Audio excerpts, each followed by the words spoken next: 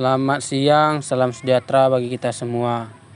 Yang pertama-tama saya hormati Bapak Vicky Setri Pernanta dan teman-teman yang saya sayangi.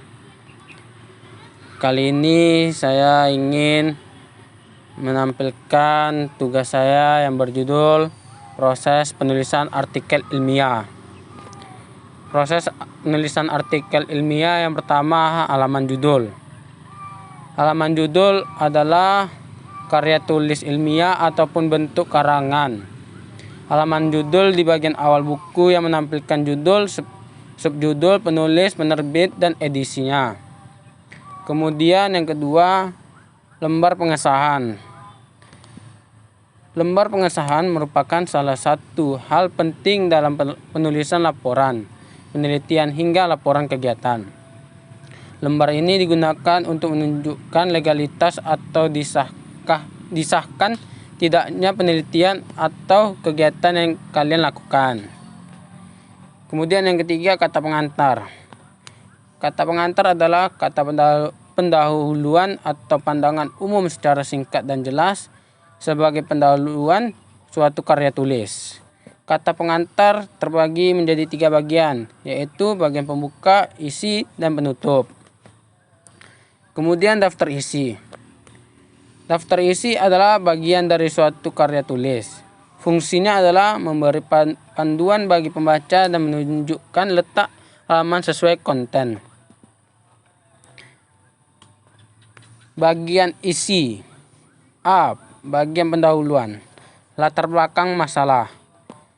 Latar belakang masalah merupakan informasi yang tersusun sistematis berkenan dengan fenomena dan masalah problematika yang menarik untuk diteliti.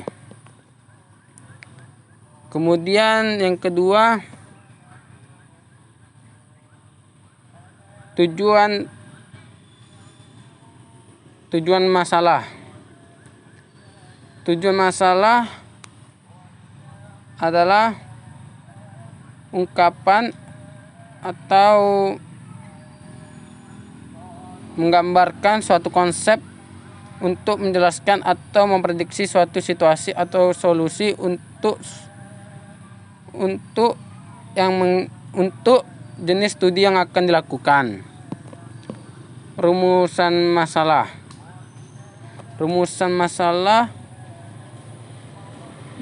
sebuah pertanyaan yang mencari sebuah jawaban lewat pengumpulan data dan penelitian.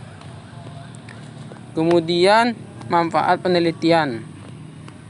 Manfaat penelitian adalah narasi yang objektif yang menggambarkan hal-hal yang diperoleh setelah suatu tujuan peneliti telah terpenuhi. Manfaat penelitian bisa saja bersifat teori atau bersifat praktis, misalkan memecahkan masalah pada objek yang diteliti. Kemudian bagian B, kajian teori atau tinjauan pustaka. Yang pertama, pemahaman teori. Pemahaman teori adalah analisis hubungan antara fakta yang satu dengan fakta yang lain pada sekumpulan fakta-fakta yang disusun secara sistematis, logis, empiris, juga simbolis dalam menjelaskan suatu fenomena. Kemudian yang kedua, kerangka pemikiran dan argumentasi keilmuan. Kerangka pemikiran merupakan model konseptual tentang hubungan antara teori dengan berbagai faktor yang diidentifikasi sebagai masalah yang penting. Kemudian ketiga, pengajuan hipotesis. Pengajuan hipotesis adalah metode pengambilan keputusan yang didasarkan dari analisis data, baik dari percobaan yang terkontrol maupun dari observasi. Selanjutnya yang C, metodologi penelitian. Metodologi penelitian terbagi dalam 5. Yang pertama, waktu dan tempat penelitian. Yang kedua, metode dan rancangan penelitian. Yang ketiga, populasi dan sampel.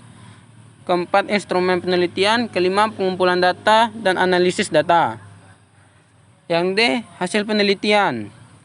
Hasil penelitian terbagi jadi 4. Jabaran variabel penelitian, hasil penelitian, pengajuan hipotesis, diskusi penelitian mengungkapkan teoritis tentang hasil yang didapat.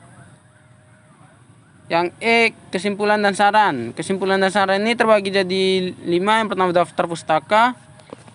Yang kedua lampiran-lampiran antara lain instrumen penelitian, daftar tabel, daftar gambar, daftar bagan. Sekianlah dari hasil tugas saya. Apabila ada kata-kata yang salah, saya mohon maaf. Sekian, terima kasih.